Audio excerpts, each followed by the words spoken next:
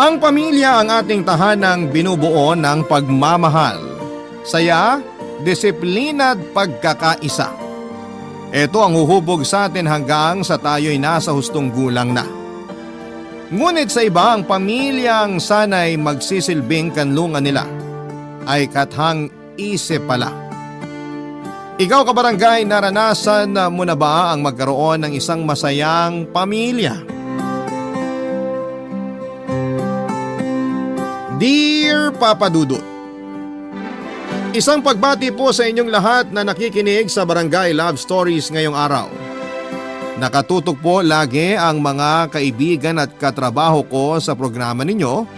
Mga avid listeners sila sa YouTube at Spotify. Nakikinig tuwing hindi matsyempohan ang live airing sa Barangay LS. Ako nga pala si Janessa, 33 years old na ngayon at tubong Laguna. Nagsimula naman po itong kwento ko 4 years ago. Lumaki ako sa hirap, Papa Dudut. Mula elementary hanggang high school ay kasama kami ng tatay ko sa pag-uuling sa bundok. Pumapasang kami ng mga kahoy na uulingin o kaya naman ay mga uling na mismong nakasako na. Dalawa lang kaming magkapatid pero naglayas ang kuya ko noong 18 years old pa lamang ako. Kaya kami na lamang ni nanay ang tanging naiwan sa poder ni tatay, Papa Dudut. Wala na rin akong naging balita sa kapatid ko mula nang umalis siya. Sa kasamaang palad ay pumanaw na ang aking ina noong 20 anyos pa lamang siya. Sakit sa puso ang kinamatay niya. Nagtapos ako sa kursong Bachelor of Elementary Education pero hindi pinalad na makapasa sa unang take ng licensure exam for teachers o yung tinatawag nilang LET. Kaya naghanap na lamang muna ako ng ibang trabaho. Naranasan kong magtrabaho bilang service crew sa isang fast food chain at naging sales lady sa mall hanggang sa matanggap ako bilang admin staff sa isang kumpanya sa Laguna. Sa kabila ng edad ko ay hindi ko pa rin magawang makapag-asawa dahil sa banta ng aking ama na lulumpuhin niya ang sino mang makakarelasyon ko. At alam ko rin na kayang-kaya nga niyang gawin yon. Naunawaan ko naman kung bakit siya naghihigpit pagdating sa akin dahil bukod sa babae ako, ay ako na lang din ang anak na kasama niya at maaasahan sa mga gastusin. 60 years old na kasi si tatay noong panahong yon at wala ring permanenteng trabaho. Nang ipagbawal na ang pag-uuling ay pa-extra na lamang siya sa kung ano-anong trabaho. Ang kaso'y hindi niya rin naman tinatagalan ang mga napapasukan niya. Nang magkaroon ako ng maayos na trabaho ay inasa na niya sa akin ang lahat-lahat. Doon na rin lumabas ang pagiging babaero at lasenggero niya, Papa Dudut. Dahil doon ay sinubukan kong mangupahan na lamang para makabukod na sa kanya. Minsan kasi nakikita ko pa mismo kung paano siya makipaglampungan sa mga babaeng inuuwi niya. Ang masakla pa, ang perang ginagamit niya ay galing sa pinaghirapan ko sa pagtatrabaho. Akala ko kapag umalis ako sa bahay ay matatahimik na ang buhay ko, Papa Dudut. Pero ganito ang nangyari.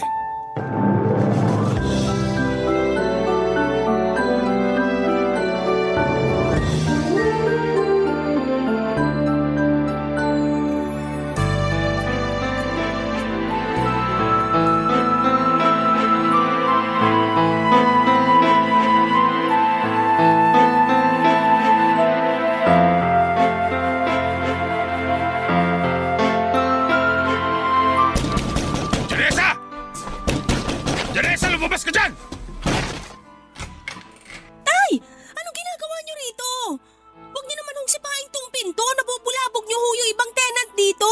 Wala akong pakialam. Sino nagsabi sa'yo umalis ka sa bahay, ha?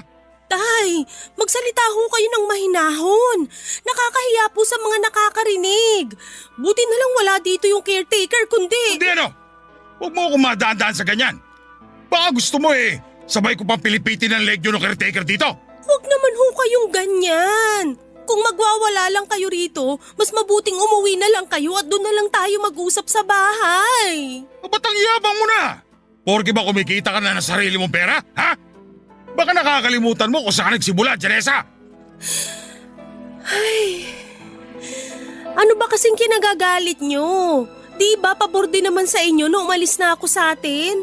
Wala nang makakaistorbo tuwing nag-uwi kayo ng babae ron. Wes, walang aalis sa pamamahay ko hanggat hindi ko sinasabi. Tay naman, hindi na ako bata. Paano ho ako magkakaroon ng sarili kong pamilya kung lagi na lang akong nakadikit sa inyo? Hindi mo kailangan ng sariling pamilya. Sa tingin mo ba may magkakagusto sa isang tulad mo? Pambahay ka lang. Pasalamat ka nga't may tumanggap sa'yo sa trabaho kahit mahina yung kokote mo. Ang sakit niya namang magsalita. Parang hindi ko kayo tatay ah. Gusto ko lang namang maranasang bumukod at mamuhay ng mag-isa. Aba nagdidesisyon ka na mag-isa? Hoy, baka nakakalimutan mo. Lahat ng desisyon mo, dadaan muna sa akin. Ako na lang ang magulang na meron ka. Kung wala ako, wala ka ngayon dyan sa kinatatayuan mo. Nagsikap din ho ako, tay. Lalo na nung kailangan ko kayo pero hindi nyo naman ako tinulungan. Isusumbat mo talaga sa akin ngayon yan? Doon ka nga sa loob! Tay, huwag niyo naman ako itulak. Kakalad ka rin kita nang mawala yung yabang mo. Aray ko!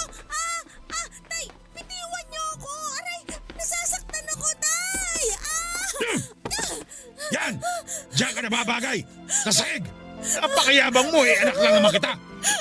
Hindi niyo naman ako kailangan saktan! Hindi ka masasaktan kung marunong ka sumunod.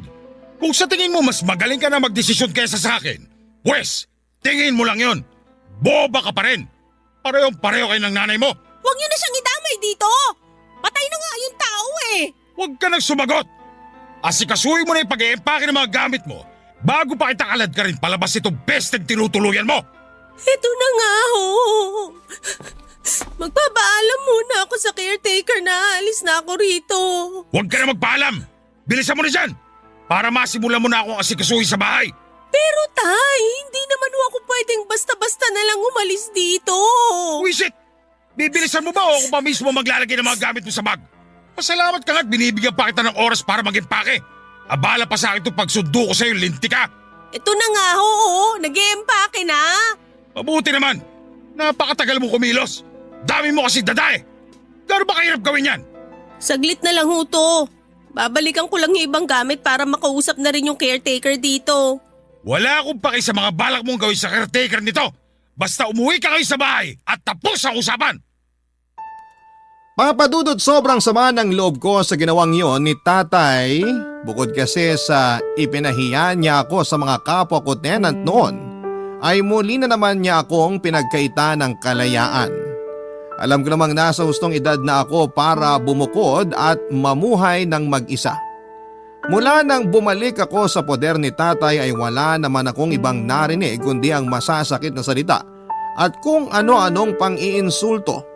Madalas pa niya akong napagbubuhatan ng kamay tuwing hindi ko napipigilang ipagtanggol ang sarili ko. Bukod sa pananakit ni tatay ay mas napapadalas na rin ang pag-inom niya sa bahay. Kasama ang kumpare niyang si Mang Lito. Tulad niya ay 60 anyos na rin po ito at parang hindi mabubuhay kung walang alak sa katawan. Wala rin po itong trabaho at umaasa lamang sa panganay na anak na si Rigel na isang high school teacher. Tulad ko ay breadwinner din si Rigel. Mas matanda lang siya sa akin ng 2 taon. Suplado at may pagkapihikan siya sa babae kaya kahit magkapit-bahay lamang kami ay hindi kami formal na nagkakilala.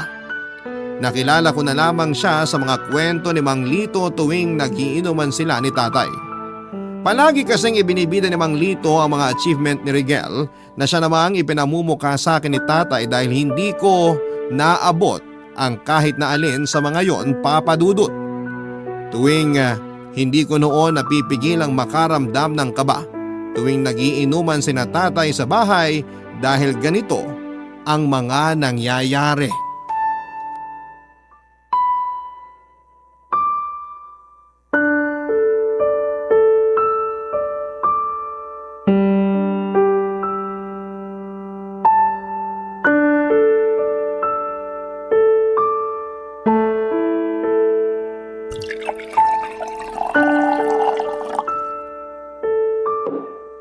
Ibang klase talaga tong lambarog dito sa atin.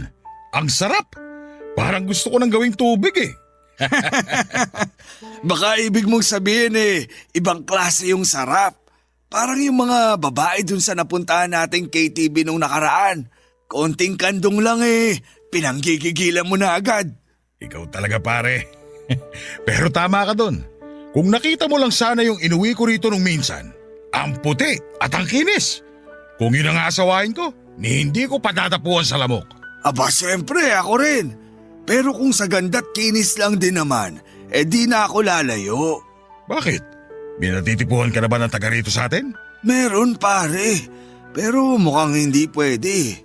Sus, anong di pwede? Hindi uso sa atin ang mga ganyang kaduwag pare. Hindi mo nauunawaan pare, pero hayaan na muna natin. Pasasaan ba't makukuha ko rin siya? O siya, bahala ka. Basta kapag nakuha mo na yung babaeng yan, sa akin mo una yung kwento ha. Teka, wala na pala tayong pulutan. Utusan ko muna si Janessa. Nako, baka natutulog na yung anak mo. Sus, hindi. Walang matutulog agad hindi tayo tapos mag-iinuman dito. Tingnan mo pare, parang asong susunod ka agad yun pag tinawag ko. Janessa! Janessa, halika nga rito! Pare, wag na. Hayaan mo nang magpahinga ang anak mo. Anong oras na rin? Oh, ayan na pala. Bakit ho, Tay? Oh, bakit nakabusangot ka? Baka gusto mo paputokin ko yung uso mo. Tay, kung may iuutos kayo, iutos nyo na. Maaga pa ako sa trabaho bukas. Umayos ka ha? Huwag mo ko pinapahiya rito. Nako, pagpasensya mo na kami, Janessa. Maglalambing lang sana tong tatay mo. Wala na kasi kaming pulutan. Pakisamahan mo na rin ang kape. Ayos lang ba? Sige ho, kukuha lang ako sa kusina. Pakihintay na lang. Masunurin naman yung anak mo, Gimo. Kaya wag mo nang sindakin. Kawawa naman kung mapupuyat pa dahil sa atin. Matagal-tagal pa tayong magiinuman. Yung anak ko ngang may trabaho bukas. Ayun, bulagta na sa kwarto niya. Kaya hindi ko na inabala. Mahalaga lang sa akin, hindi nakakalimot mag-abot.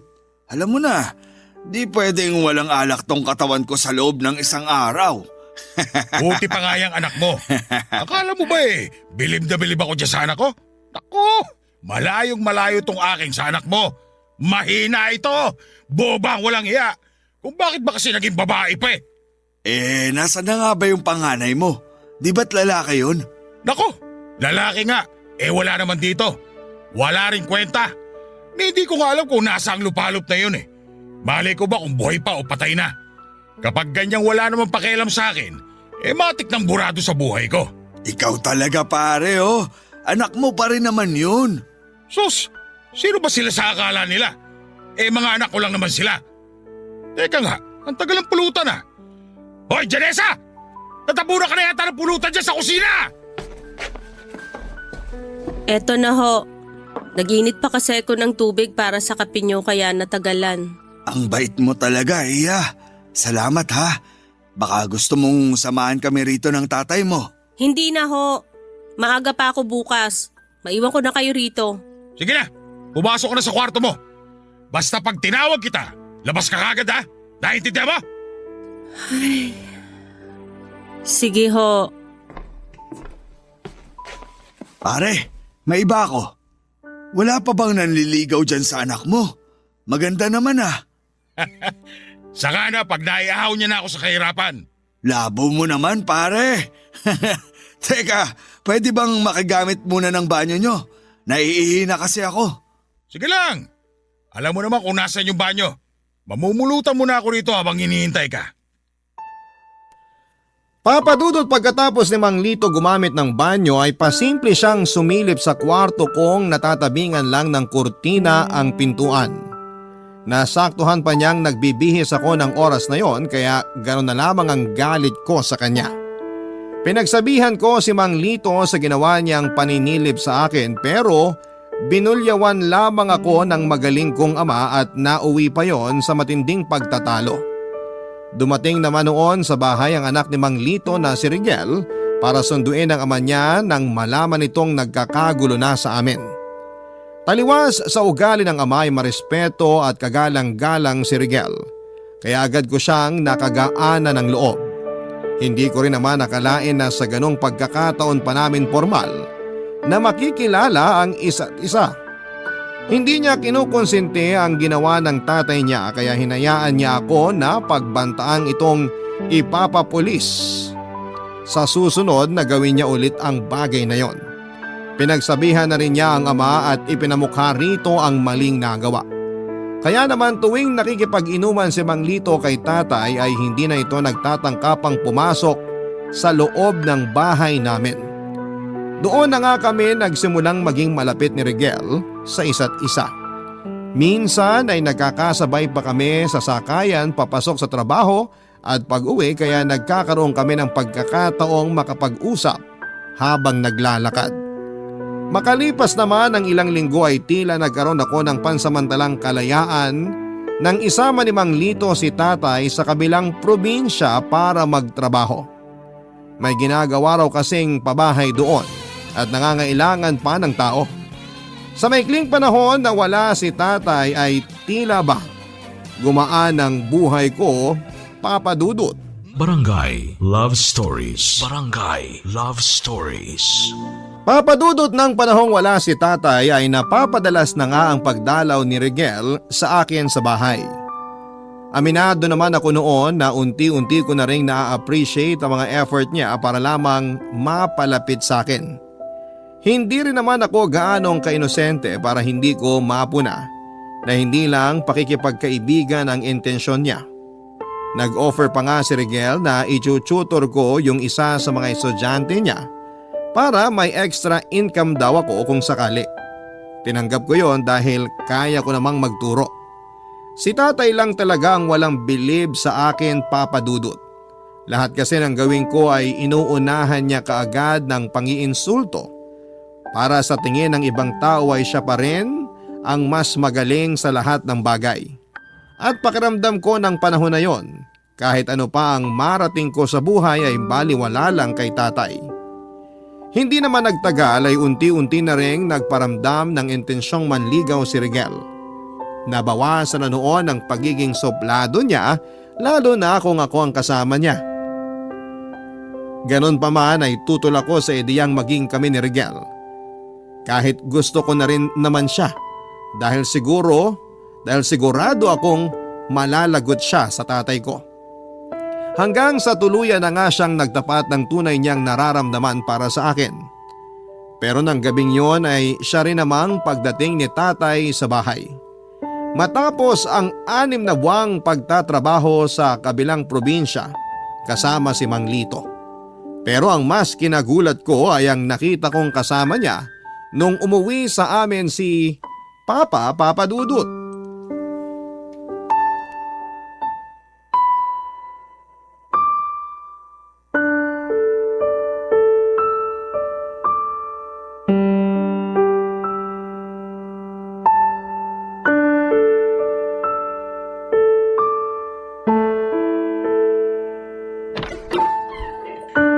Labs, pasok ka. Huwag ka mahihiya. Bahay ko to. Oh, Rigel, anong ginagawa mo rito? Manggi mo, magandang gabi ho sa inyo. May pinag-uusapan lang po kami ni Janessa. May pinag-uusapan lang? Sa itsura mo mukhang kanina ka pa rito ah. Hindi po. Kararating ko lang po. Oh, paalis ka na di ba? Nakauwi na rin ang tatay mo. Gabing-gabi na nandito ka pa. Wala naman po ako masamang intensyon sa pagpunta ko rito, Manggi mo. Pero tama ho kayo. Paalis na rin po ako. Janessa, uwi na ako ha. Manggi mo, salamat o. O siya, sige, uwi na. Rigel, salamat nga rin pala. Ingat ka.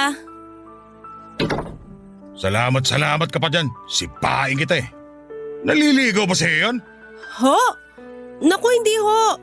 Pinag-usapan lang namin yung tututuran kong estudyante niya. Dagdag income din ho yun. Tay, sino nga ho pala yung kasama niyo? Nga pala Janessa. Si Rona, lalabs ko. Dito na siya titira sa atin kaya sikasuhin mo siya ha? Labs, si Janessa, anak ko. Ikaw pala yung anak ni Gimo? May trabaho ka ba? Janessa, Hindi mo man lang ba sasagutin tong tita mo? Tita, lakas naman maka-thunders. Ron na lang itawag mo sa akin. Okay. Feel at home na lang. Salamat. Pero hindi mo pa sinasagot yung tanong ko. Huwag mo namang sayangin ang laway ko ha. Mukhang matagal-tagal pa naman tayo magkakasama rito. Ay, anong tanong ba? Kung may trabaho ako? Oo naman. Bakit mo natanong? Wala lang. Gusto ko lang makasiguro. Kasi ayoko magutom dito. May sinasabi ka ba? Wala. Ang sabi ko, ang sipag-sipag mo naman pala. Mukha ring responsableng anak. Magkakasundo tayo. O siya, tama na muna ang kwentuhan nyo. Maganda ka na makakain namin, Janessa. Kanina pa kami gutom sa biyahe. True. Medyo mahapdi na nga tong sikmura ako eh. Ikaw naman kasi, Labs. Mani at popcorn lang ang binili mo sa bus kanina. Sus, ikaw naman. Huwag ka na magtampo. Wala rin namang ibang mabili kanina kundi yun lang. Eh teka, ano nga ba makakain dyan, Janessa? Yun nga ho ang problema, Tay. Hindi ho ako nakapagluto kasi mag-isa lang naman ako dito kanina. Sana ho nagsabi kayo na uuwi kayo ngayon para nakapaghanda ako ng… Bobo ka talaga, no? Paano ko sasabihin wala naman ako cellphone? Tay, hindi nyo naman kailangang sumigaw. Kung alam ko lang kasing uuwi kayo, nakapaghanda sana ako ng masarap na hapunan. Kung makakahintay pa kayo, magluluto ako. Wag na! Magbukas ka na lang ng delata. Buisit! Pagod na nga kami sa biyahe, wala pang pagkain. Eh, ano pang hinihintay mo? Pasko! Asikasuhin mo na! Opo. Ano ba yan? Dilata na nga sa amin, pati ba naman dito dilata pa rin? Kaya mo, Labs. Babawi ako sa'yo. Magluluto tayo ng pork chop bukas. Yung para sa ating dalawa lang. Yan ang gusto ko sa'yo, Labs eh. Kaya nga hindi ako nagdalawang isip na sumama sa'yo kasi alam kong hindi mo ako pababayaan. Huwag ka mag-alala. Tuwing gabi, paliligayahin kita. Yun eh, kung di tayo makakaistorbo sa anak mo. Ano ka ba, Labs? Huwag mo nga isipin yung anak ko. Sabi ko nga, di ba? Lahat ng sasabihin ko, susundin niya. Kung hindi, malilinti ka siya sa akin. Talaga lang ha, ayoko magkaproblema sa anak mo. Aalis talaga ako rito kapag may ginawa yan sa akin. Hindi mangyayari yon. Ituring mo na rin sa'yo itong bahay na to. Gawin mo lahat ang gusto mong gawin. Pagbalik ko sa trabaho, magpapadala na lang ako ng pera para may panggastos ka. At kung sakaling kulangin ka, humingi ka lang dyan kay Janessa. Papadudot unang kita ko pa lamang kay Rona ay hindi ko na siya gusto para sa tatay ko. Bukod kasi sa parang anak na siya ni tatay dahil magkaedad lamang kami, ay masyado rin siyang maarte, paawa at halata namang mukhang pera. Bago isama ni tatay sa bahay ay nagtatrabaho bilang GRO si Rona. Sa mga naku-curious sa itsura niya ay may katabaan siyang babae at masasabi ring pinagpala pagdating sa hinaharap. May malaking nunal din siya sa itaas ng kanyang labi. Bukod din sa pagiging feeling close niya ay masyado rin siyang mautos at tamad. Hindi ko nga alam kung ano ang nagustuhan ni tatay sa kanya at siya pa rin ang piniling makasama. Malayong malayo kasi sa yumao kong ina ang ugali ni Rona. Pero wala naman akong magawa dahil desisyon na yon ng aking ama. Nang bumalik sa trabaho si tatay ay kami na lang ni Rona ang naiwan sa bahay. At walang araw na hindi ako nai-stress sa kanya.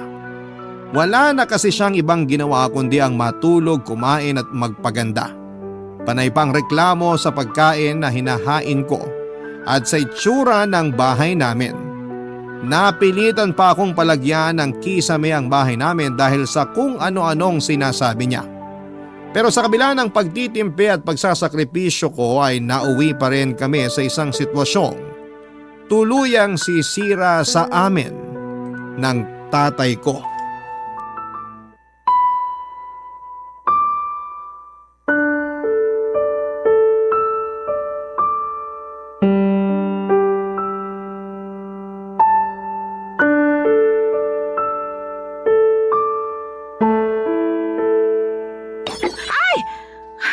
Ano na naman yan, Janessa? Buisit naman oh. Sa dinami-dami ba naman ang mababasag, yang pampaborito kong tasa? Hindi mo ko kailangan sigawan. Hindi ko naman sinasadya eh. Papalitan ko na lang. Ang sabihin mo, tanga ka lang talaga.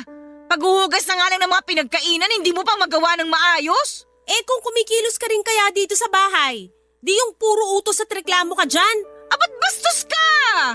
Asawa ko ng tatay mo kaya ayusin mo yung pananalita mo. Asawa? Di naman kayo kasal ah. Baka ibig mong sabihin, ibinahay. Alam mo, sa sama ng ugali mo, sobrang layo mo sa nanay ko. Baka mahiya ka na lang sa sipag nun. Di tulad mong magkakapigsa na lang sa maghapong kakaupo. Tumahimik ka ha? Kung mas gusto mo ang nanay mo, ay di magsama kayo sa sementeryo. Magkaroon ka naman sana ng hiya sa katawan, Rona. Wala ka nang ginagawa rito, panay reklamo ka pa.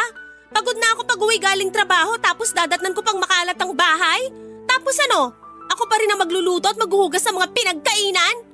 At ngayon, nang dahil lang sa nabasag na tasa, iinsultuhin mo ako? Kung ayaw mong gawin, eh di wag. Wala namang pumipilit sa'yo. Ang bilin sa akin ng tatay mo, gawin ko kung ano ang gusto ko. O, angal ka?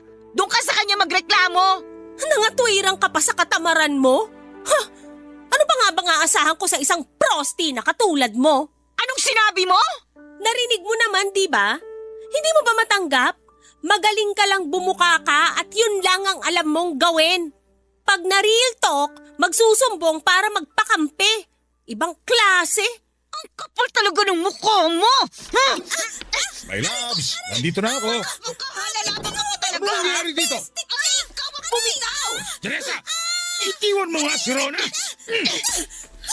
Aray! Tay! Bakit ako tinulak nyo?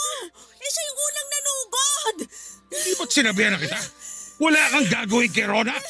Talagang hindi ka makatiis na hindi labas ang sungay mo, no? Talaga, Tay? Mas kakampihan nyo yung babaeng yan na walang ibang ginawa kundi magbuhay Reyna dito sa bahay? Hindi ko na kailangan pangalamin kung sino na nagsimula. Dahil kilala ko na yung ugali mo. Wala kang moto.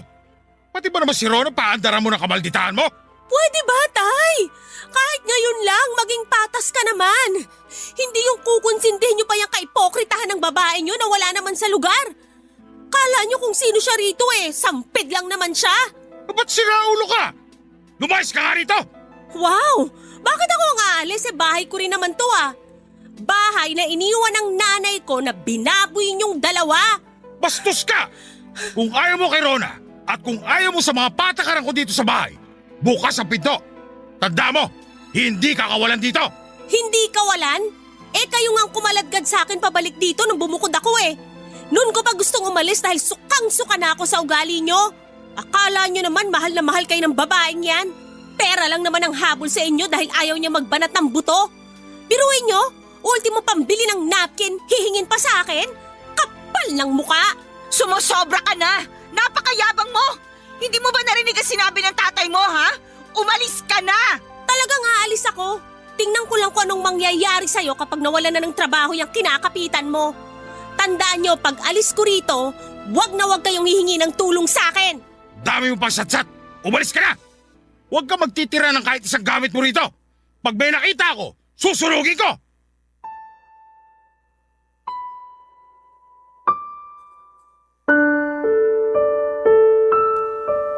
Papadudot na puno ako ng galit noong palayasin ako ni tatay na parang ligaw na pusa sa bahay na ipinundar ng nanay ko. Halos hindi ko matanggap na matapos lahat ng sakripisyo ko para sa bahay na yon, ay mababaliwala lang dahil sa isang babaeng pakawala tulad ni Rona.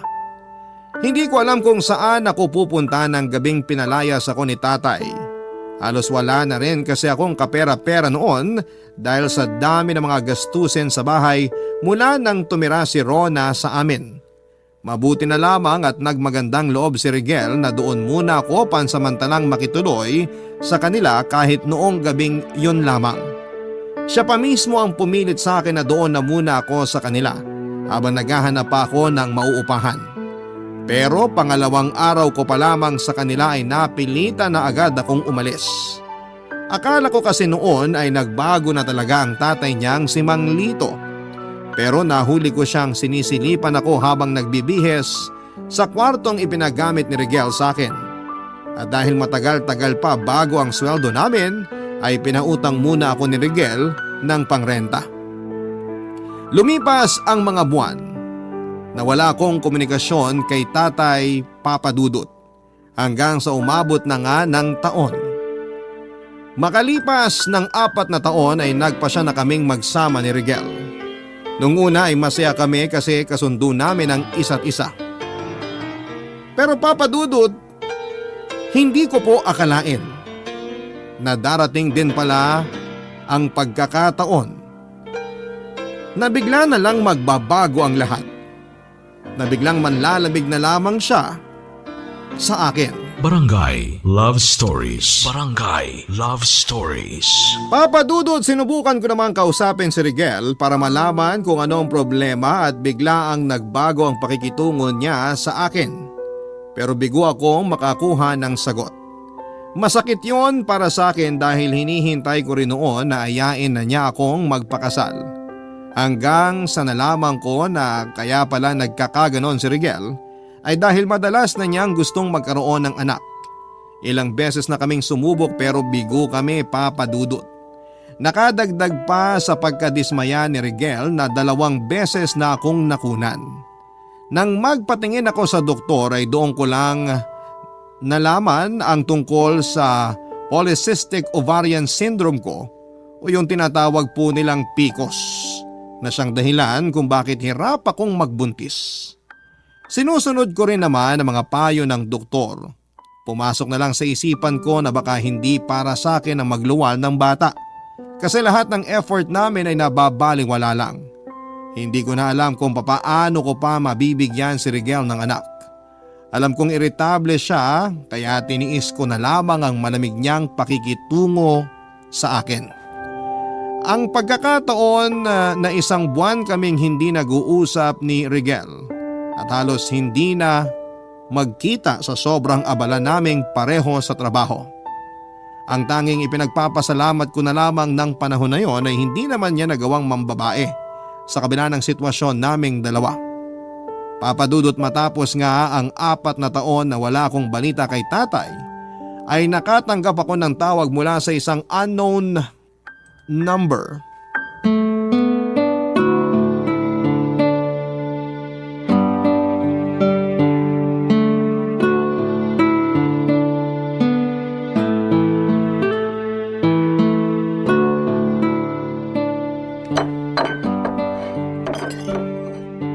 Mahal, nakahanda na ang hapunan. Kain na tayo. Mauna ka na. May tinatapos pa akong exam para sa mga bata. Tsaka meron pa ako i-check ng mga activity mamaya. Hindi ba pwedeng kumain ka muna? Sandali lang naman to. Gugutumin ka sa pagtatrabaho. Janessa, please naman. Kung nagugutom ka na, di kumain ka. Dapat ba lagi tayong sabay? Di ka ba makakain mag-isa? Ang dami ko pang kailangan tapusin. Kaya pwede ba huwag ka nang dumagdag sa stress ko? Ay. O sige. Hindi na muna kita aabalahin. Basta kapag nagutom ka, nandito lang yung mga pagkain ha. Sabihan mo na lang ako kung gusto mong ipainit. Ay, salamat. Ay. Mag-isa na naman akong kakain.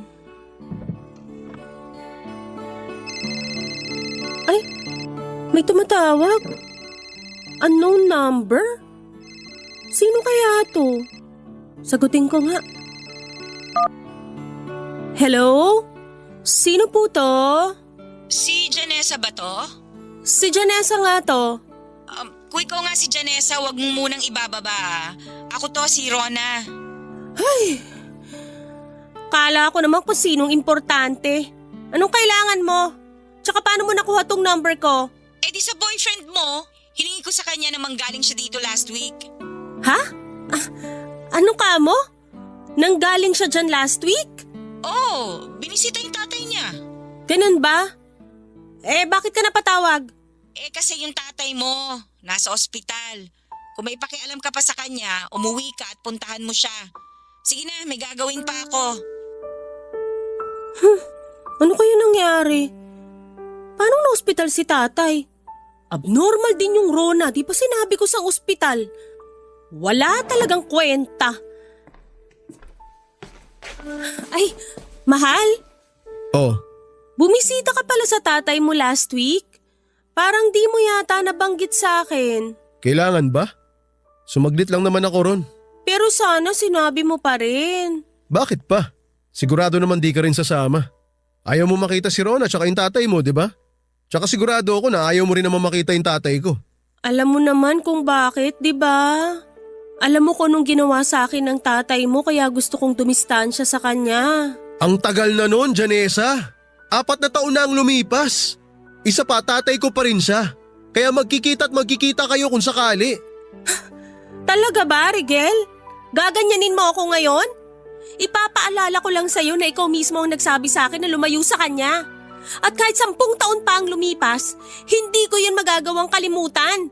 Sa tingin mo ba okay lang sa pakiramdam ko na pinagnanasaan ako ng tatay mo? Bawat pagtitig niya sa akin para niya akong hinuhubaran. Hindi ko naman sinasabing kalimutan mo na yung nangyari. Ang sa akin lang, matuto ka namang magpatawad. Nagbago na yung tao. Bigyan mo naman siya ng pagkakataon. Pati yung tatay mo. Alam kong di pa rin kayo okay ng tatay mo. Pero ayan na nga oh. Nalaman mong nasa ospital siya. Hahayaan mo na lang ba na ganon? Alam mo namang walang ibang aasahan yun. Ang dali naman para sa'yo na sabihin yan. Hindi mo kasi alam yung pakiramdam na never ka naging sapat sa tatay mo at wala ka nang ginawang tama. Halos itakwil na nga niya ako eh. Buti ka pa nga. Kahit ganun ang tatay mo, nagawa ka pa rin niyang mahalin bilang anak. Eh ako, ni minsan hindi yun pinaramdam ng tatay ko. Anak niya lang ako kapag may kailangan siya. Alam ko lahat ng pinagdadaanan mo. Ang sa akin lang, huwag ka magpalamon sa galit na nararamdaman mo para sa tatay mo. Sige, susubukan ko. Kung yan ang gusto mo. Pupuntahan ko siya pero pwede bang samahan mo ko? Ay, di ba nga sinabi ko na sa'yo? Marami akong trabaho. Kaya mo nang gawin niya mag-isa. Busy ka lang ba talaga? O sinasadya mo nang iwasan ang presensya ko? Ramdam ko, Rigel, na parang unti-unti ka nang lumalayo sa akin. At alam mo rin kung bakit. 39 na ako. Gustong gusto ko na magkaanak. Pero hindi mo naman maibigay. Ginagawa ko naman lahat Sinusunod ko lahat ng payo ng doktor. Inaalagaan ko rin ang sarili ko para magkaanak na tayo. Ang kailangan ko ngayon, suporta mo at tiwala na ipagkakaloob din yun sa atin sa tamang panahon. Bakit parang ang hirap-hirap para sa'yo na gawin yun? Sa totoo lang, ayoko nang umasa.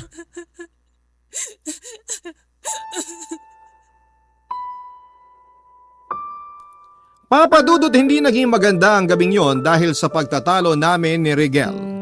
Nag-leave ako sa trabaho kinabukasan dahil alam kong matatagalan ako sa pag-aalaga kay tatay sa ospital.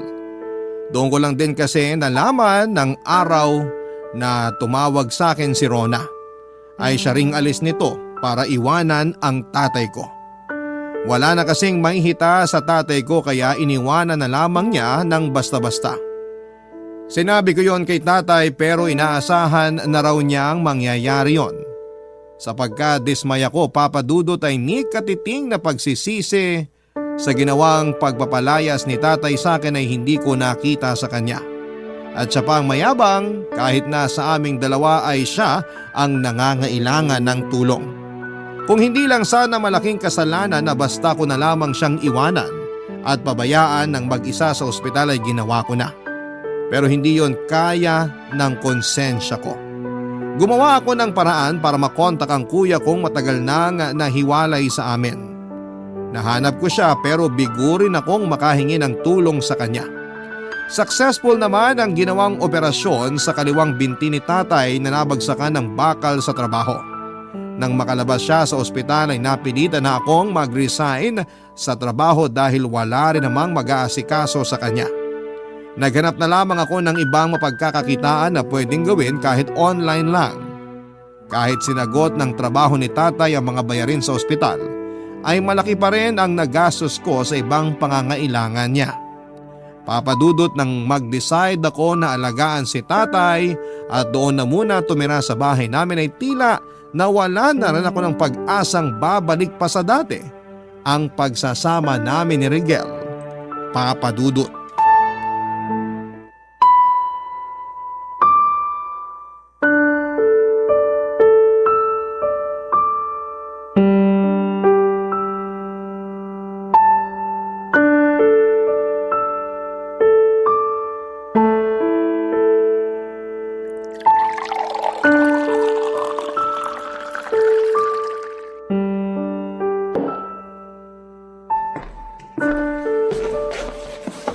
Tay, inumin nyo na muna itong mga gamot nyo para makatulog na rin kayo maya-maya. Eto na rin yung tubig nyo. Dami naman yan. Di ba pwedeng isang gamot lang? Baka imbis na gumaling ako mas mapadali ang buhay ko niyan. Paano kayo gagaling kung di nyo iinumin lahat yan?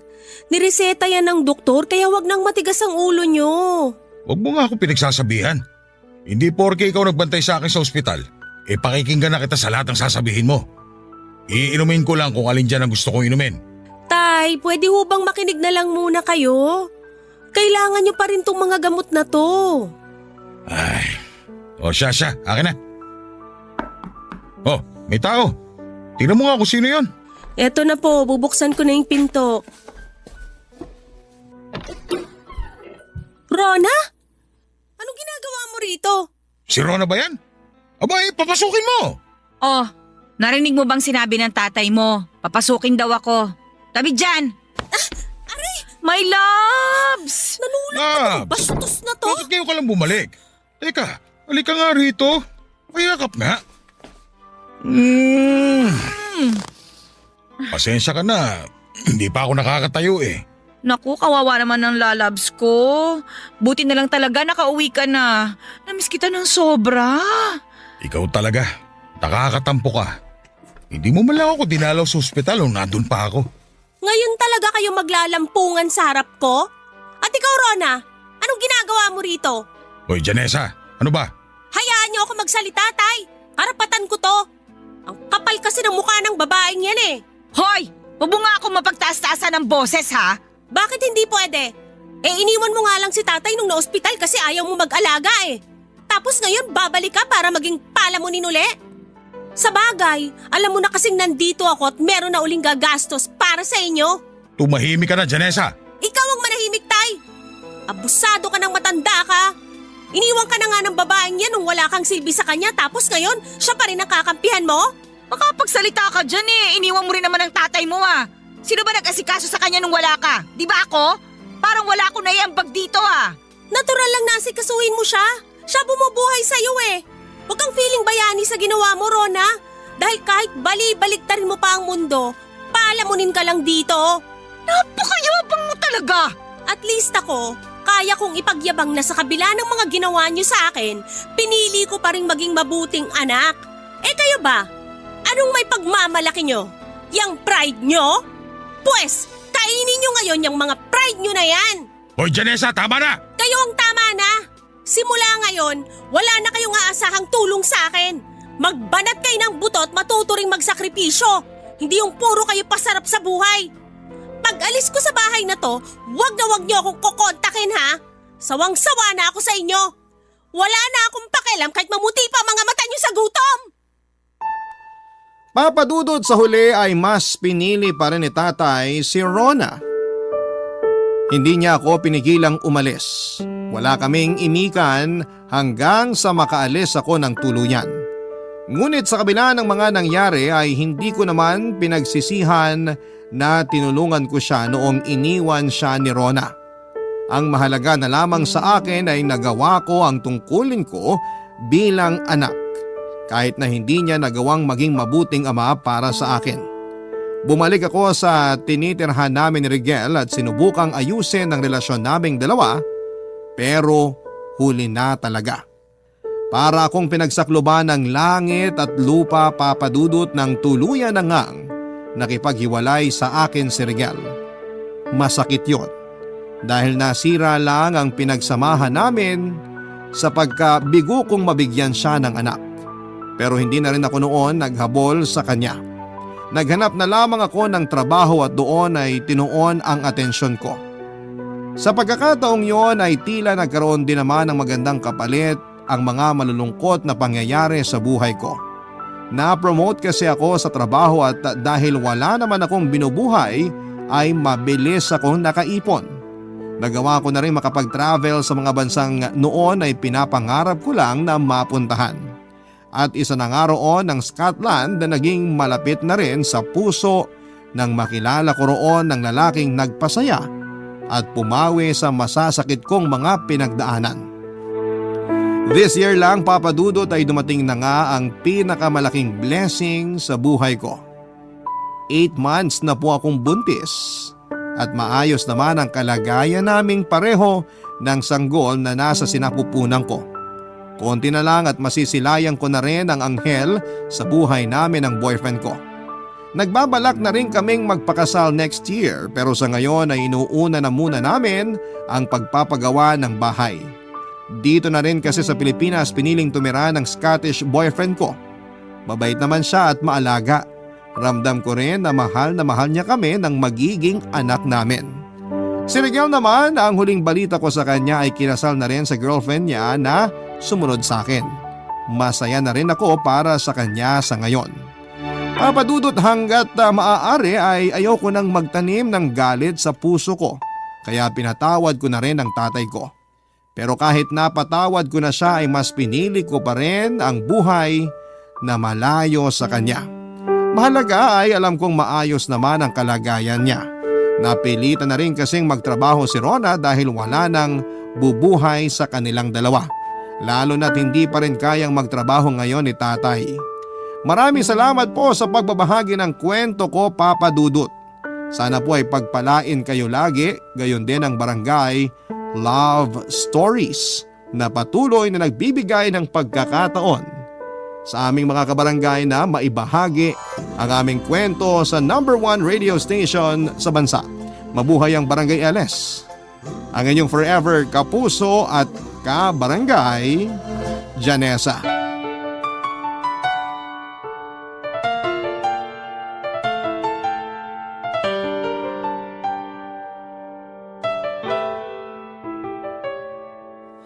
Ang buhay ay mahiwaga, laging may lungkot at saya. Sa Papa Dudut Stories, laging may karamay ka.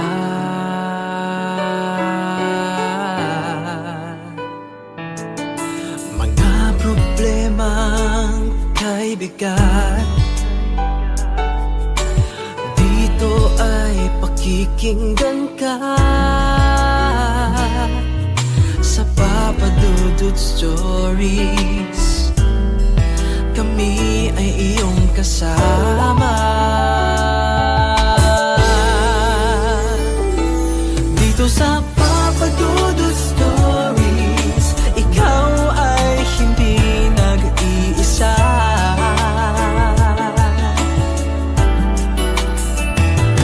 Dito sa Papa Dudut Stories, may nagmamahal sa'yo. Papa Dudut Stories, Papa Dudut Stories,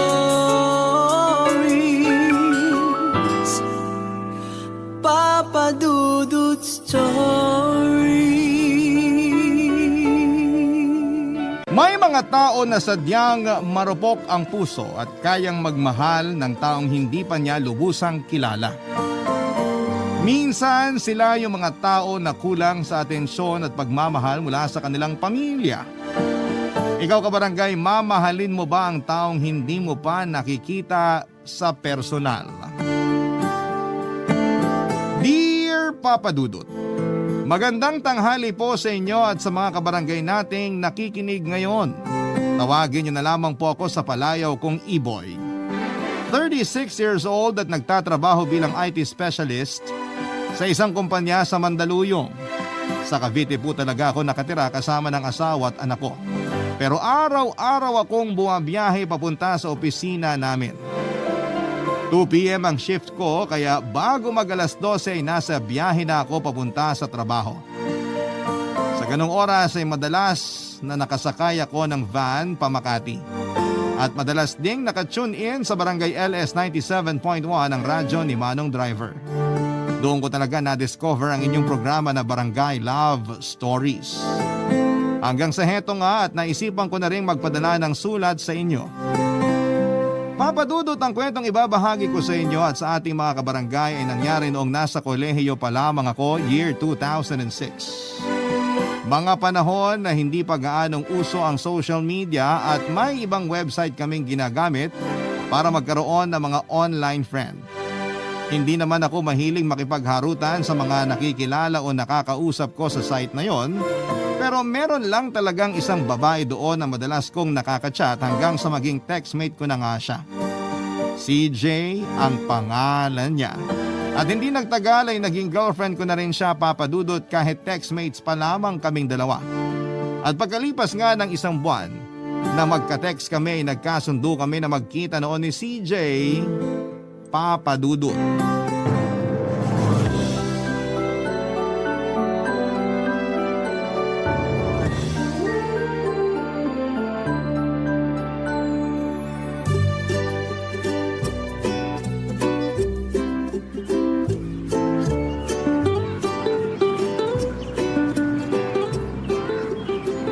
Nasaan na kaya si CJ?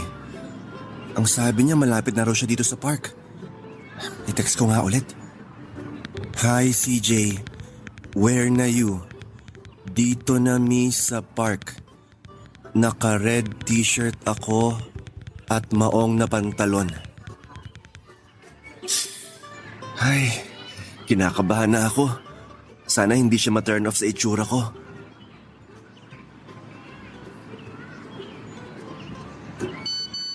Ayan, nag-reply na si CJ. Nandito ako malapit sa may nagtitinda ng buko juice.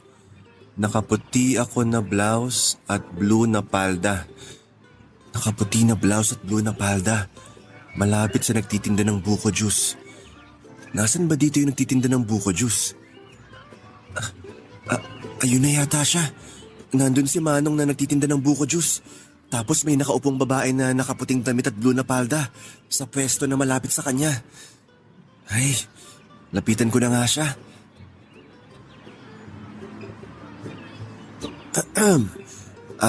Hi CJ. E-boy? Ikaw si E-boy? Oo, ako nga. Ako si E-boy na naka-red na t-shirt at maong na pantalon. Ikaw si CJ, di ba? Naka-white na blouse at blue na palda? Oo. Nice to meet you, E-boy. Nice to meet you din, CJ. Tara. Maglakad-lakad muna tayo. Gusto mo ba? Ha? Tinatanong kita kung gusto mong mamasyal tayo dito sa Tagaytay. Marami akong alam na pwede nating pasyalan. Sakto kasi ang sabi mo sa akin sa text noon. First time mo na pumunta dito. Oo. Ngayon nga lang ako nakapunta dito. Ayun no, sakto talaga. So ano, tara? Lakad-lakad muna tayo? Pwede bang maupo na lang tayo dito? Sigurado ka? Oo. Bakit? Wala naman. Ang sabi mo kasi nung isang araw sa text, excited ka na mamasyal dito sa Tagaytay. Kaya nga ang sabi ko, akong bahala sa'yo kasi kabisado ko ng lugar na to. Ano kasi, napagod kasi ako sa biyahe namin ni Daddy papunta dito sa Cavite. Okay lang ba kung maupo na lang muna tayo? Mamaya na lang tayo mamasyal kasi wala rin ako sa mood maglakad-lakad. Oo naman. Okay lang sa akin. Upo na tayo. Sige. Ay, para sa'yo nga pala. Ang ganda naman ito, E-boy. Thank you dito sa 3 red roses na binigay mo. Wala yun. Promise ko kasi yan sa'yo. Nabibigyan kita ng 3 red roses sa first date nating dalawa. Sorry, medyo na-deform na. Kasi siniksik ko lang yan dito sa may likuran ko para maitago ko sa'yo. Okay lang, kasi ang ganda pa rin naman nila. Daddy mo palang naghatid sa'yo dito? Oo, ang sabi ko sa kanya balikan niya na lang ako after lunch. Sakto, kasi may pupuntahan din daw siya na dati niyang katrabaho. Nakatira lang din dyan sa malapit. Alam niya ba na boyfriend mo ang imi-meet mo dito sa Tagaytay? Boyfriend? Oo. Di ba boyfriend mo na ako? Sinagot mo na ako nung nakaraang buwan sa text. Oo nga pala. Hindi niya alam na may boyfriend ako pero alam niya na online friend ko ang imimit ko ngayon. Ayos lang sa kanya yon? Oo naman. May tiwala naman sa akin ng daddy ko. I see. Okay. Tahimik ka pala sa personal, no? Medyo. Sorry ha. Nahihiya pa kasi talaga ako sa'yo eh. Okay lang. Hindi mo kailangan mag-sorry. Gusto mo kumain muna tayo? Ayos lang naman. Tara. May alam ako na masarap na kainan ng lomi. Diyan lang sa malapit. Okay, sige. Papa Dudut, hindi ko inaasahan na ganon kaganda si CJ sa personal.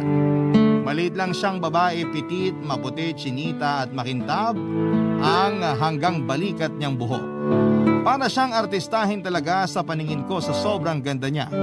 Hindi pa rin kasi uso noon ang pagpapadala ng picture sa website kung saan ko siya unang nakachat. At dahil hindi rin ganon ka-high-tech ang cellphone na gamit namin ay wala ring option para makita namin ang itsura ng isa't isa bago ang aming first date. Yun talaga ang nakaka-excite at nakakakaba na parte. Yung wala kaming ideya sa 100% na itsura ng bawat isa. Medyo nanibago nga rin ako noon sa kanya kasi kapag magka-text kami, makulit at makwento talaga si CJ. Marami siyang kwento na tungkol sa araw-araw na pangyayari sa buhay niya. Pero sa personal ay mahiyain pala talaga siya. Pero ganun pa man ay nag-enjoy pa rin ako sa date naming dalawa. Bunso nga pala ako sa 3 magkakapatid at sa totoo lang, hindi kami close ng mga kapatid ko kasi malayo ang agwat ng edad ko sa kanilang dalawa. Magkadikit lang halos ang edad ng panganay na si kuya sa ate ko. Samantalang ako ay halos 10 taon na mas bata kesa kay ate. Ang alam ko nga ay wala ng plano sina mommy at daddy na magkaroon ng anak noon. Kumbaga pahabol na lang talaga ako kaya malayo ang naging agwat ng edad ko sa mga kapatid ko. Silang dalawa lang talaga ang close at palagi akong walang kausap sa bahay namin. Pareho nagtatrabaho sina mommy at daddy sa isang private company at pareho rin silang madalas na wala sa bahay. Lumaki ako noon na ang yaya ko lamang ang madalas na nag-aasikaso sa akin. Wala akong kausap o kabanding sa loob ng bahay namin at saka pakiramdam ko noon ay wala ring halos pakialam ang mga magulang ko sa akin. Wala naman akong sama ng loob sa kanila, sadyang yun lang talaga ang pakiramdam ko. Kasi hindi man lang nila chinecheck ang mga grade ko sa school. Kapag nanghihingi ako ng extra allowance na sinasabi ko na para sa project ko, binibigay kaagad nila sa akin kahit ang totoo ay pang-bisyo ko lamang yon. At nagagawa ko talaga lahat ng gusto ko noon. Yun din siguro ang dahilan kung bakit minahal ko ng sobra ang virtual girlfriend ko na si CJ kasi siya lang ang madalas na nakakausap ko sa text, Papa Dudut.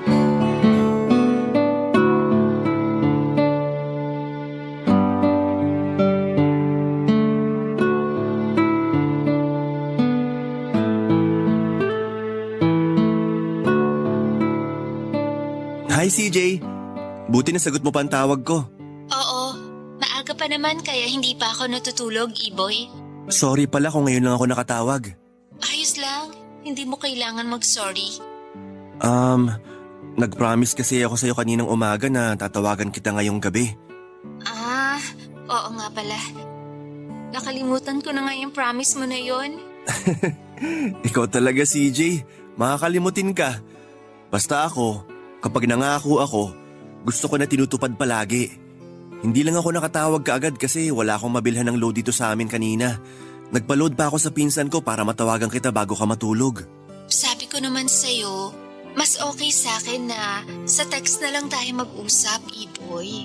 Oo, alam ko. Actually, napansin ko rin na mas makulit ka kapag magka-text tayo kaysa magkatawagan. Pero syempre, gusto ko rin na marinig paminsan-minsan ang boses mo kasi namimiss na talaga kita. Ikaw talaga, napaka-drama mo.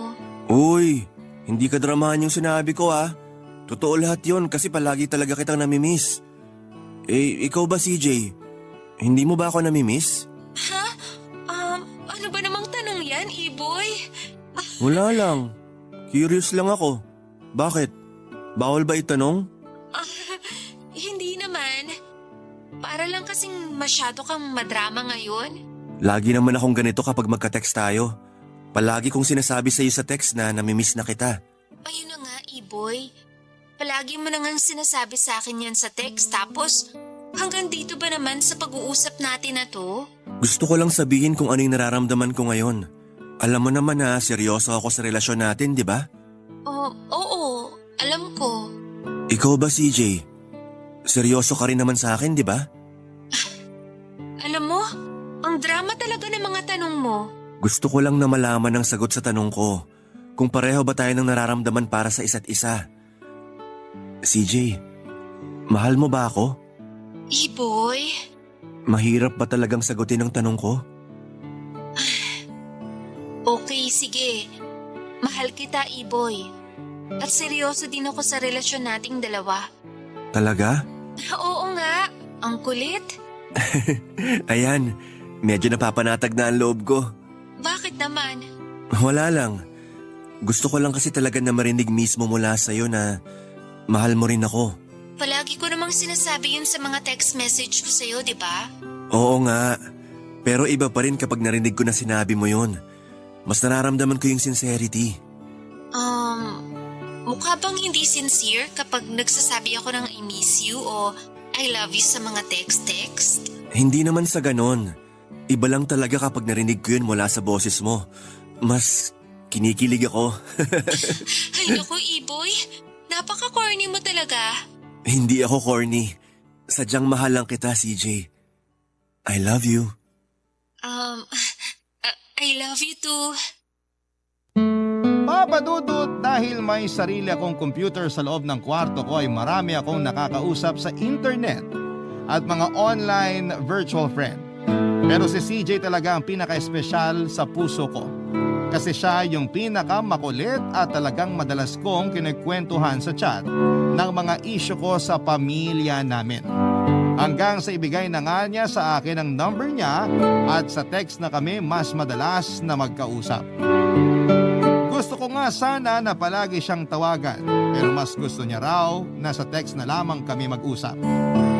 Ayos lang naman sa akin yon dahil lang mahalaga, araw-araw at halos oras-oras kaming magka-text noon. Nang dahil kay CJ ay naramdaman ko na parang nabigyang bigla ng kulay ang buhay ko sa araw-araw noon. Ang text niya ang kauna-unahang gusto kong mabasa at makita sa umaga. Kahit na isang good morning at I love you lang mula sa kanya ay buo na kaagad ang araw ko. At kahit na ilang linggo pa lamang noon ang nakalipas, mula nang magkita kami ay nagkaroon na kaagad siya, Papadudot, ng malalim na parte sa buhay ko. Barangay Love Stories. Barangay Love Stories. Papadudot, na ulit ng isa pang beses ang pagkikita namin ni CJ at ganon pa rin siya sa personal.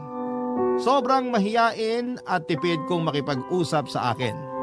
Pero okay lang kasi alam ko na naninibago lang talaga siya. Kasi nga ang sabi niya ay first boyfriend niya raw ako. Isa pa ay masaya naman ako na kausap siya kahit sa text lang. Sobrang sweet at kulit niya kapag doon kami nagkakausap. Humihingi rin siya ng sorry sa akin kasi nga ay nag-iiba ang personality niya sa personal. Kasi hindi raw talaga siya sanay lumabas ng bahay at makipag-usap sa ibang tao. Sinasabi ko naman sa kanya na hindi naman ako ibang tao sa kanya dahil boyfriend na niya ako. Ang sabi naman niya ay babawi raw talaga siya sa mga susunod pang date naming dalawa. Nagpatuloy ang sweetness namin sa text at umabot yon ng ilang buwan. Hanggang sa isang araw ay hindi na nag-reply si CJ sa mga text ko o sumagot pa sa mga tawag ko. Hindi ko na rin makontak ang number niya kaya sobrang gulong-gulo ang isipan ko noon. At sobra rin akong nag-alala dahil baka may masamang nangyari sa kanya. Wala naman akong kahit na isang reply na natanggap mula sa kanya at hindi ko na rin makontak ang number niya. Sa loob ng 2 linggo ay nahirapan akong kumain at matulog sa kakaisip sa kalagayan ni CJ. Hanggang sa naalala ko na may isang beses na nakitext si CJ gamit ang number ng pinsan niya. Naisulat ko ang number na yon sa isang notebook ko at nang sinubukan ko yung tawagan ay walang sumagot kahit na nagre-ring pa ang number na yon. Tinext ko ang number at nagpakilala ako na boyfriend ni CJ at hinahanap ko ang girlfriend ko. Pagkalipas nga ng ilang minuto ay nagring ang cellphone ko at ang number na yon ang tumatawag na kaagad kong sinagot. Boses babae at nagpakilala nga siya na pinsan ni CJ. Baka sa boses niya ang pagpipigil na maiyak. Bago niya sinabi sa akin na kailangan daw naming magkita dahil may kailangan akong malaman tungkol sa girlfriend ko, Papa Dudut.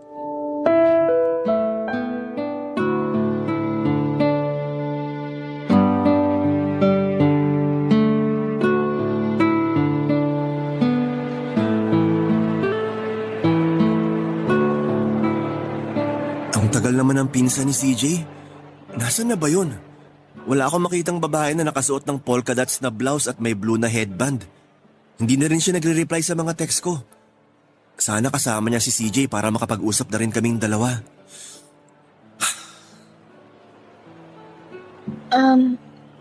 Ikaw ba si E-Boy?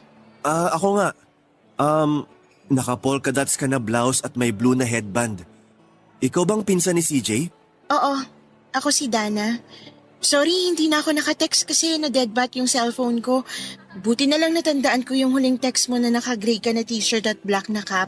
Okay lang, Dana. Hindi mo ba kasama si CJ? Hindi eh. Hindi ko siya kasama. Ganun ba? Upo ka muna.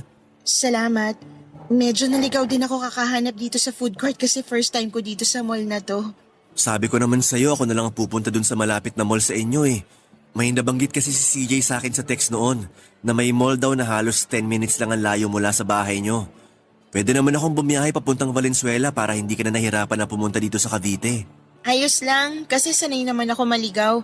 Tsaka hindi naman ako nahirapan sa biyahe kasi sumabay ako sa tita ko na may kailangang puntahan dito sa Cavite. Saan siya dito sa Cavite pumunta? Sa Imus, kaya binaba niya ako malapit dito sa mall bago siya dumiretso sa pupuntahan niya. Okay. Buti may nasabayan ka pala papunta dito. Oo nga kasi medyo traffic din kanina tsaka ang init dyan sa labas. Hindi naman summer pero ang taas ng sikat ng araw. Pakiramdam ko tuloy. Lalong mangingitim ang balat ko kapag nagtagal ako maglakad dyan sa labas. Hindi ka naman masyadong maitim.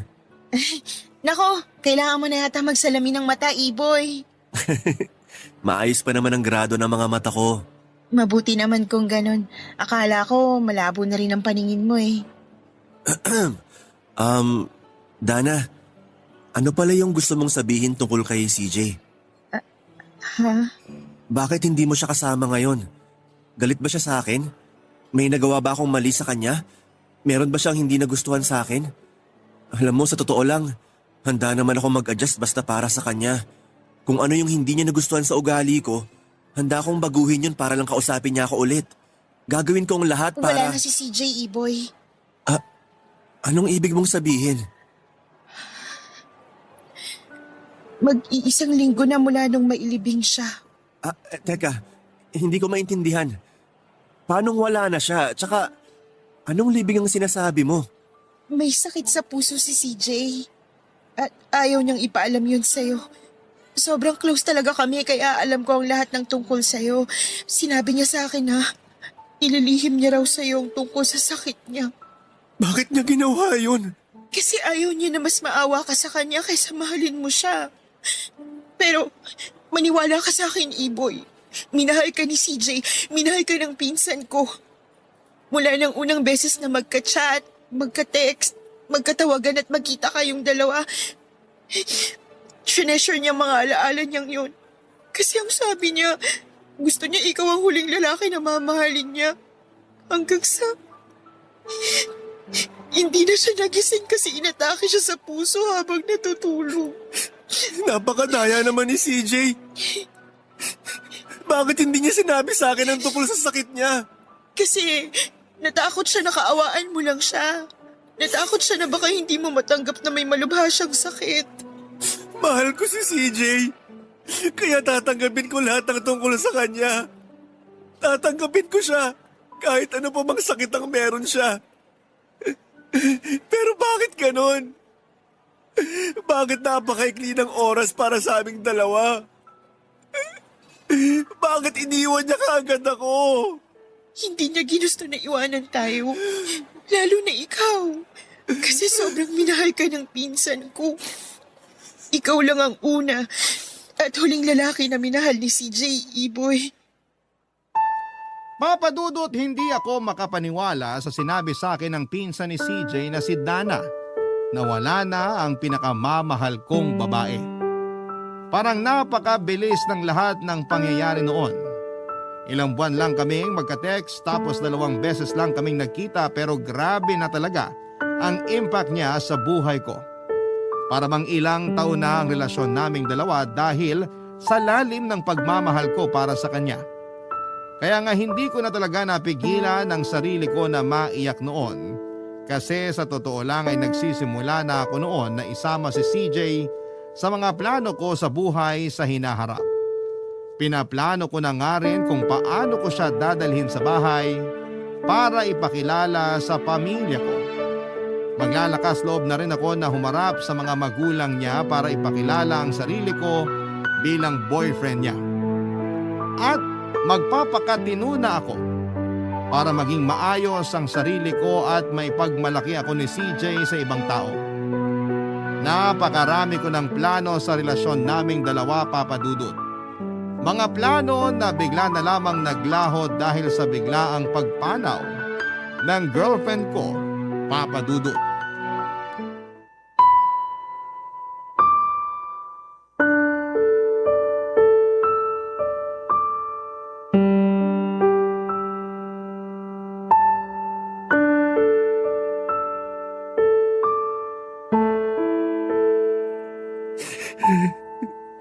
Namimiss na kita, CJ. Namimiss ko na mga text mo sa akin. Pati na ang boses mo. Miss na kita. Bakit kasi iniwan mo ako kaagad? Bakit nawala ka kaagad? Napakadaya mo talaga. Ang daya-daya mo.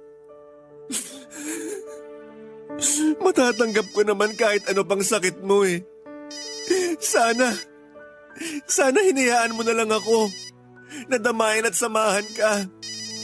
Sana sinabi mo sa akin ang totoo. Sana masinulit ko pa ang bawat oras na magkasama tayong dalawa. Mahal kita, CJ. Marami pa tayong planong gawin, di ba? Paano na yung mga pangarap natin? Paano na ako ngayong wala ka na? CJ, mahal kita. Mahal na mahal kita. Hindi ko na alam kung paano ang buhay ko nang hindi ka kasama.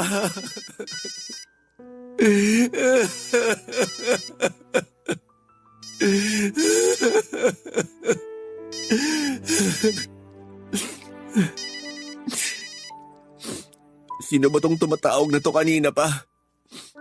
Sagutin ko na nga. Hello? Sino to? Iboy, si Dana to. Dana? Oo, yung pinsan ni CJ. Yung kamit mo nung isang araw sa mall. Dana. Oo, naalala na kita. Sorry, hindi ko pala na-save ang number mo. Ayos lang. Pasensya na rin kung tawag ako ng tawag ah. Sa totoo lang, nag-aalala kasi ako sa'yo eh. Kumusta ka na ba, Iboy? Okay lang naman ako. Wala kang dapat na ipag-alala sa akin. Talaga? Oo. Bakit sa boses mo ngayon parang kagagaling mo lang sa pag-iyak? Hindi May ano lang. May sipon lang ako kaya ganito ang boses ko. Iboy, wag ka nang magsinungaling sa akin. Alam ko naman na kakagaling mo lang talaga sa pag-iyak. Pwede mong sabihin sa akin ng totoo kasi alam kong lahat tungkol sa relasyon niyo ng pinsan ko. Sorry, Dana. Hindi lang talaga ako sanay nang nagkakwento sa ibang tao ng tungkol sa bigat na nararamdaman ko. Okay lang. Isipin mo na lang na hindi ako ibang tao sa'yo. At dahil alam ko ng tungkol sa relasyon niyo ni CJ, hindi mo na kailangan na mahiya o mailang sa akin. Alam ko rin kasi na hindi madali para sa iyo ang pagkawala ng pinsan ko. Kagaya mo, ilang araw din talaga akong umiyak ng umiyak. Sobrang close kasi kaming dalawa ni CJ eh. Magkatabi lang ang bahay namin kaya halos araw-araw talaga kaming nagkikita. At mula nang mawala siya, pakiramdam ko, hindi lang pinsan ang nawala sa akin, kundi isang kapatid. Kapatid na mahal ko. Sorry. Bakit ka ba nagsasorry? Kasi naging insensitive ako. Tama ka na hindi lang naman ako nasasaktan sa mga oras na to. Pati ikaw, Dana. Mas mabigat sa'yo ang pagkawala ni CJ kasi mas mahabang pinagsamahan yung dalawa. Samantalang kami, ilang buwan pa lang naman kami nagkakausap. Wala naman yan sa tagal ng relasyon ni Iboy. Kahit gaano kaikli ang panahon ng pinagsamahan nyo, kung malalim naman ang naging pagmamahal nyo, malalim din ang sakit na mararamdaman mo sa oras na mawala siya. Kaya naniniwala ako na parehas lang tayo ng level ng sakit na nararamdaman ngayon. Parehas tayong nasasaktan at nagluluksa sa pagkawala ni CJ. Ano man ang nararamdaman mo ngayon? Naiintindihan ko lahat yan. Naiintindihan kita. Alam ko na walang ibang makakaintindi sa atin kundi tayong dalawa lang din. Papa Dudut, pagkatapos ipaalam sa akin noon ni Danang tungkol sa pagkamatay ni CJ ay halos hindi na talaga ako nakakakain at nakakatulog ng maayos. Lalo na ng mga sumunod pang mga araw. Ilang araw nga rin akong hindi nakapasok sa school noon at wala akong ibang ginawa kung hindi ang magkulong sa kwarto ko. Siyempre walang pakialam ang mga magulang ko at mga kapatid ko sa akin kaya hindi man lang talaga nila ako tinanong o kinukumusta.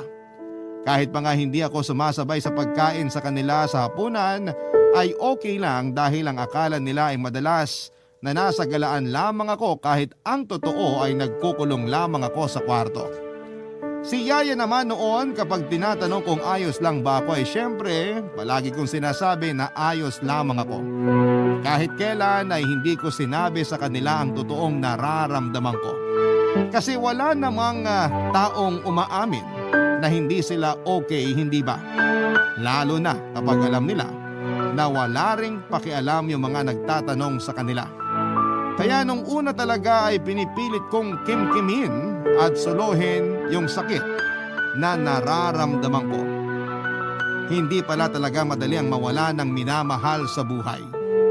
Lalo na kapag nag-uumpisa ka pa lamang na paikutin ang mundo mo sa kanya, Papa Dudut. Barangay Love Stories. Barangay Love Stories. Papa Dudut, malaki ang pasasalamat ko noon kay Dana.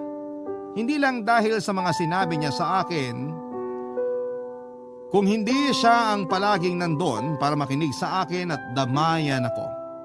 Nung una nga ay nahirapan din talaga ako na mag-open sa kanya ng totoong nararamdaman ko dahil sa pagkawala ng pinsan niya. Siyempre kasi lalaki ako at ayaw kong makita ng ibang tao ang kahinaan ko. Kaya pilit ko ring tinatago sa kanya ang lahat pero mabait kasi talaga si Dana at magaan siyang kausap. Magaan ang loob ko sa kanya kaya nagagawa kong sabihin sa kanya ang lahat ng bigat na nararamdaman ko. Si Dana ang nakatulong sa akin para unti-unti ako makapag-move on nang dahil sa pagkawala ng girlfriend kong si CJ. Madalas ko siyang katawagan at talaga namang napakagaling niyang magbigay ng payo at magpagaan ng kalooban ko. Halos araw-araw na kaming magkausap at masasabi kong nang dahil kay Dana, bumalik na ang dating sigla ko. Hanggang sa hindi ko na malayang natagpuan ko na lamang ang sarili ko na mahal ko na si Dana. Hindi rin nagtagal noon at naging girlfriend ko na rin ang pinsan ng namatay kong girlfriend, Papa Dudut.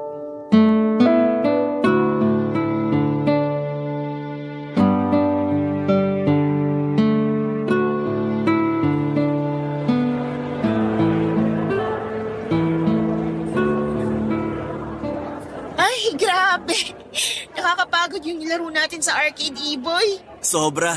Pero ang saya at talagang nag-enjoy ako. Ako rin. Sobrang nag-enjoy ako kasi kasama kita. Ganon din ako.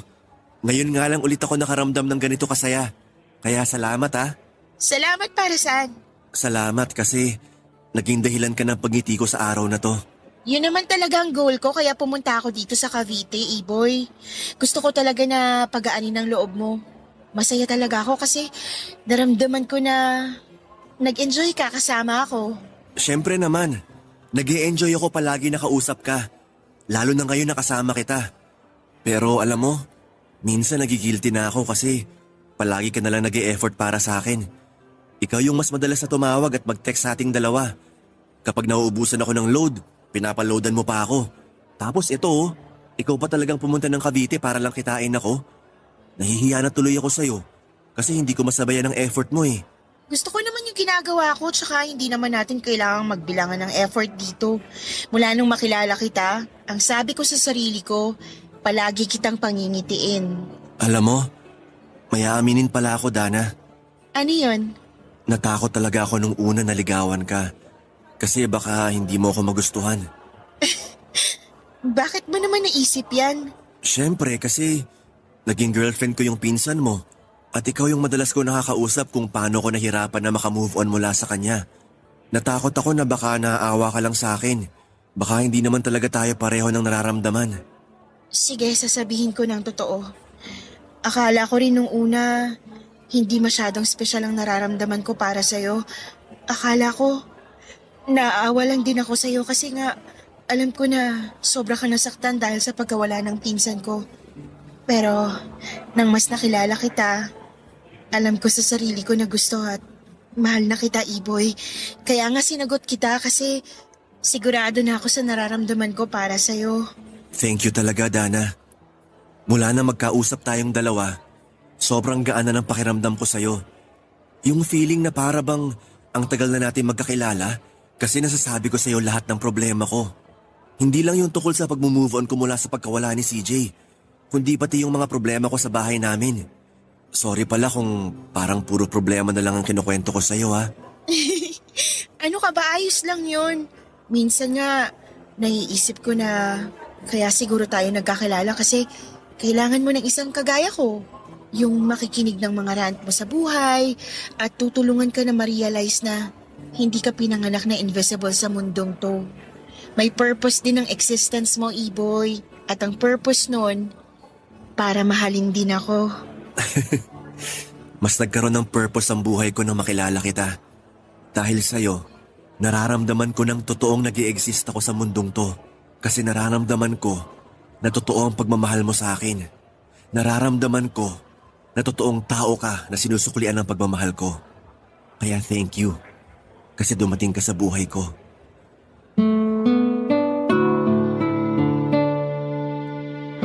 Papadudod sa totoo lang ay medyo malayo ang itsura ni Dana kay CJ. Kung si CJ ay artistahin ng muka, kabaligtaran noon si Dana. Maliit lang din naman si Dana pero kayumanggi ang kulay ng balat niya, bilugan ang mga mata, chubby at sungki ang mga ngipin. Hindi ko nga naisip noon na magkakagusto ako sa kanya, kaya masasabi ko na literal na na-inlove ako sa personality niya. Sobrang gaan niya kasing kausap palagi at sobrang saya niyang kasama. Kapag magkasama kami, para bang wala na akong ibang iniisip noon. Kung hindi sana'y wala na ang katapusan ng oras na magkasama kami ni Dana. Palagi kasing mataas ang energy ni Dana at hindi siya nauubusan ng mga jokes o kwento. Sa aming dalawa ay siya talaga ang mas makulit at mas madaldal. Ako yung lagi niyang pinapatawa at ang nakakatuwa sa kanya ay mahilig siyang magbigay ng maliliit na regalo kagaya ng keychain, mini pillow, cookies at kung ano-ano pa na sobrang na-appreciate ko. Na-appreciate ko lahat ng effort na ginagawa niya para mapasaya ako sa bawat oras na magkasama kami. Maikling panahon pa lang yun pero pakiramdam ko ay matagal na kaming magkakilala. Kaya naman naisipan ko na sorpresahin siya sa second month rin namin. Pumunta ako sa mall na nakwento ni Dana na malapit lang sa kanila at bala ko siyang tawagan para sabihin na nandun ako at naghihintay sa kanya, Papa Dudut.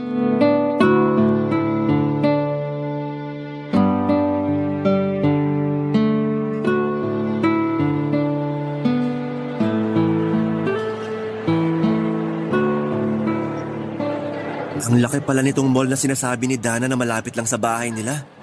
Saan ba dito yung food court? Nangangalay ng kamay ko sa kakahawak nitong stuffed toy na binili ko para sa kanya. Ay, sana magustuhan niya to kapag pinuntahan niya na ako dito sa mall. Tawagan ko na nga muna siya para… teka, bakit parang hawig ni CJ yung babaeng nakikita ko na nakatayo malapit sa may escalator?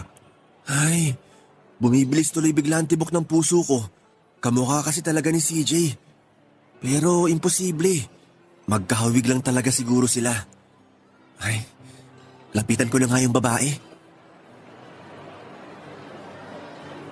Miss? Ay, palaka! CJ? Sorry, nagkakamali ka lang. Hindi CJ ang pangalan ko. Hindi ako pwede magkamali. Alam ko na ikaw si CJ. Pero paano nangyari to? Paano nangyari na buhay ka? Sinabi ko naman na hindi CJ ang pangalan ko. Baka kamukha ko lang ang tinutukoy mo, pero hindi talaga ako CJ, yung… sorry, medyo natagalan ako. Ang haba kasi ng pila sa… Iboy? Anong ginagawa mo dito? Hindi ba dapat na ako magtanong sa inyo ngayon? Bakit magkasama kayong dalawa? Bakit kasama mo si CJ na sinabi mo sa akin na patay na? Iboy, sorry. Hindi ko intensyon na lokohin ka. Hindi mo intensyon na lokohin ako? Pero sinabi mo sa akin na patay na si CJ? Napatay na ang girlfriend ko kahit buhay na buhay pa siya? Hindi talaga ako ang girlfriend mo, Iboy. Ano? Anong sabi mo, CJ? Hindi ako ang girlfriend mo. Si Dana yun. Paano hindi ikaw? Ikaw, CJ, yung babaeng nakilala ko sa internet. Ikaw ang palagi kong kachat nung una, hanggang sa maging textmate na tayong dalawa. At ikaw rin na nakadate ko noon sa Tagaytay, at sa mall na malapit sa amin. Ako yung nakipag-meet sa'yo at sumasagot kapag tumatawag ka minsan. Pero hindi talaga ako yung kausap mo palagi sa text at chat. Dana, sabihin mo na kay Iboy yung totoo. Iboy, sorry. Totoo lahat ng sinabi ni CJ. Nung una, hindi niya alam na CJ ang binigay kong pangalan sa'yo nung magka-chat at magka-text pa lang tayo hanggang sa sinabi ko na sa kanyang totoo. At nang makiusap ako sa kanya na siyang makipag-meet sa'yo, ayaw niya rin sana pero nakiusap ako ng paulit-ulit hanggang sa pumayag na rin siya. At kapag tumatawag ka, napipilitan lang din si CJ na kausapin ka para lang hindi mo mahalata na magkaibang taong na-meet at nakaka-text mo. Kaya pala palagi siya nagmamadali na tapusin ang pag-uusap namin kapag magkatawagan kami. Kasi hindi niya naman talaga gusto na kausap ako. Paano niyo nagawa sa akin to, Dana? Bakit niyo ako niloko? Ano bang kasalanan ko sa inyong dalawa? Para ganituhin niyo ako? Wala kang kasalanan. At saka, hindi ko naman gustong lokohin ka. Sadyang natakot lang talaga ako. Natakot ka saan? Natakot ako na baka hindi mo ko matanggap kasi hindi naman talaga ako kasing ganda ng pinsan kong si CJ. Alam ko kung gaano kalaki ang pagkakaiba ng itsura namin mula sa isa't isa. Alam ko na hindi ako maganda, Iboy. Pero alam mo rin na minahal kita, kahit ano pa man ang itsura mo, Dana. Ginawa ko ang lahat para maipakita at maiparamdam yun sa'yo. Nagpupuyat ako gabi-gabi para lang makausap at makatext ka. Nakikinig ako sa lahat ng mga kwento mo kahit pagod ako mula sa paglalaro ng basketball o pagre-review. Tapos ito, may dala pa akong regalo para sa'yo. Balak na sana kitang tawagan para kitain mo ako dito sa mall na malapit sa bahay niyo ni CJ. Dahil gusto kong isurprise ka sa second monthsary natin. Pero ako pala ang mas masusurprise dito. Dana, minahal kita kasi akala ko totoo ka. Yun pala, puro kasinungalingan lang ang lahat.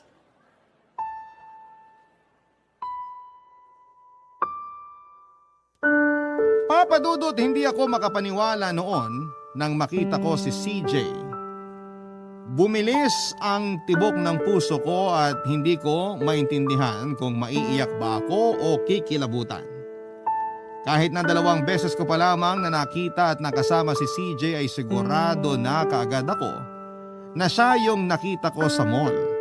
Kaya nga hindi ko na napigilan ang sarili ko na lapitan at tanungin siya noon para lang mapatunayan ko na hindi ako nananaginip ng mga oras na yon. At nang malapitan ko nga siya, nagpigil na talaga ako ng mga luha noon.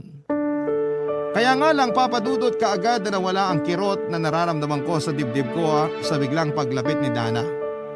Ang babaeng tunay na pakay ko para sorpresahin ang araw na yon. Yung babaeng naging tulay para tuluyan ko na sanang makalimutan noon si CJ na inakala kong patay na. Hindi talaga ako makapaniwala sa mga nalaman ko noon. Biglang ang dami kong bagay na naalala at na-realize ng mga oras na yon. Kaya pala ibang personality ni CJ na nakaka-chat at text ko sa CJ na nakakasama ko noon sa mall at nakakausap minsan kapag tumatawag ako. Dahil hindi talaga si CJ ang nakaka-text at ka-chat ko. Kaya rin pakiramdam ko ay parang matagal ko nang kilala si Dana dahil siya talagang nakakausap ko noong umpisa pa lamang. Nanikip talaga ang dibdib ko noon at parang gusto ko nang saktan ang sarili ko para lang mabawasan ang bigat na nararamdaman ko ng mga oras na yon. Gusto kong magwala at ihagis ang mga bagay na nakikita ko sa paligid ko. Pero pinigilan ko ang sarili ko dahil ayokong gumawa ng nakakahiyang eksena. Binitawan ko na lamang ang stuffed toy at binili ko para sa taong nagparamdam sa akin noon kung gaano kasaya ang buhay. Para sa babaeng akala ko ay seryoso sa pagmamahal niya sa akin at sa relasyon naming dalawa. Hindi na ako sigurado kung sineseryoso o minahal ba talaga ako ni Dana kasi pagkatapos ng araw na yon ay sinira ko na ang SIM card ko at pinalitan ko na rin ang email address ko sa website kung saan ko nakilala ang dalawang tao na nanloko sa akin. Noong oras na yon, Papa Dudut, mas nangibabaw talaga ang inis na nararamdaman ko. Dahil pakiramdam ko nga, niloko ako pareho nina CJ at Dana. Pagkalipas nga ng ilang linggo at buwan ay unti-unti kong naintindihan ang paliwanag doon ni Dana na sadyang natakot lamang siya na baka hindi ako magkagusto sa kanya. Kagaya ng nabanggit ko kanina ay malayo po ang itsura nila sa isa't isa ni CJ pero minahal ko rin naman noon si Dana dahil sa personality niya. Minahal ko siya kasi naramdaman ko mula sa kanya yung pagmamahal na hindi ko maramdaman mula sa bahay namin. Pero mas pinili ko na lamang din na kalimutan ang lahat para sa sarili kong peace of mind. Papadudot ngayon na may asawa at anak na ako ay natatawa na lamang ako kapag naaalala ko ang parte ng nakaraan ko. Natatawa ako kung paano ko iniyakan si CJ at Dana kahit parang naging laro lamang sa kanila ang feelings ko. Pero dati pa yon, noong panahon na medyo bata-bata pa talaga ako. Ngayon kasi wala na akong inis o kirot na nararamdaman dito sa dibdib ko nang dahil sa naging relasyon namin. Kasi nga siguro sa tagal na rin ang mga nangyaring yon. Tuluyan na ako nakapag-move on sa lahat ng ginawa nila sa akin. Wala na rin akong naging balita pa kina CJ at Dana pero sigurado ako na sa oras na marinig nilang i-ere itong sulat ko ngayong tanghali ay maaalala nila ang kwento naming tatlo kung saan ko sila nakilala.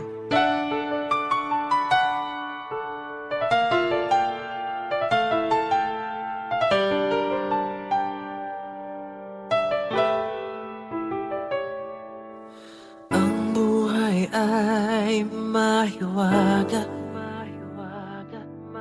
laging may lungkot at saya. Sa Papa Dudut Stories, laging may karamay ka.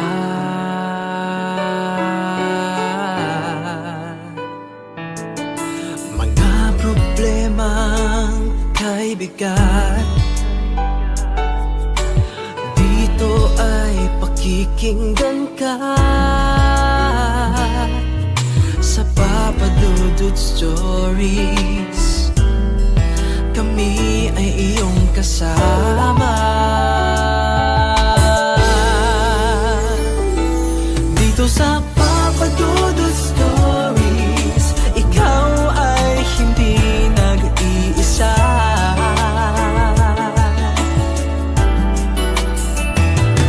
Dito sa Papa Dudut